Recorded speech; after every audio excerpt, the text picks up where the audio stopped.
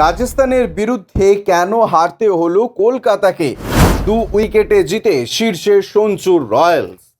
ব্যর্থ হলো সুনীল নারায়ণের শতরান। ইডেনে 223 রান করেও জিততে পারল না কেকেআর। জস বাটলার শেষ পর্যন্ত টিকে থেকে রাজস্থান রয়্যালসকে জিতিয়ে মাঠ ছাড়লেন। আরও একটি শতরান করলেন তিনি। ব্যাটাররা দাপট দেখালেও কেকেআরের বোলাররা হতাশ করলেন। এই হারের ফলে পয়েন্ট তালিকায় দ্বিতীয় স্থান থেকে থাকলো কেকেআরের। পয়েন্ট তালিকার শীর্ষে নিজেদের জায়গা আরও পাকা করল রাজস্থান। টসে জিতে প্রথম বল করার সিদ্ধান্ত নেয় রাজস্থানের অধিনায়ক স্যাঞ্জু স্যামসন।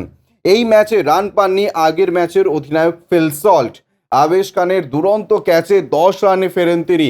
সল্ট রান না পেলেও আরও এক ওপেনার নারায়ণ এই ম্যাচে শুরু থেকে বিধ্বংসী মেজাজে ছিলেন। 3 নম্বরে নামা অঙ্গকৃষ্ণ রঘুবংশীর সঙ্গে জুটি বাঁধেন তিনি। দ্বিতীয় উইকেটে 85 রান যোগ করেন তারা। আইপিএলে নতুন হলেও প্রতি ম্যাচে ম্যানেজমেন্টকে ভরসা দিচ্ছেন রঘুবংশী। এই ম্যাচেও দেখালেন তিনি কতটা প্রতিভাবান। উইকেটের সব দিকে শট খেললেন। নারায়ণের ওপর থেকে চাপ কিছুটা হলেও কমিয়ে দেন তিনি। তাতে লাভ হয় কেকেআরের, কারণ নারায়ণ যে চাপ ছাড়া খেলবেন সেদিন তাকে রোখা মুশকিল।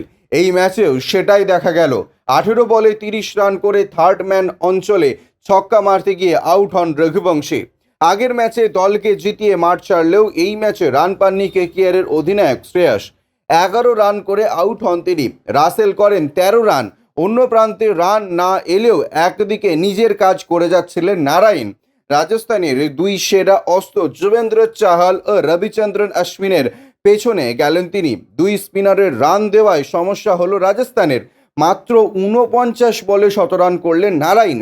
13টি চার, 6টি ছক্কা মারলেন তিনি।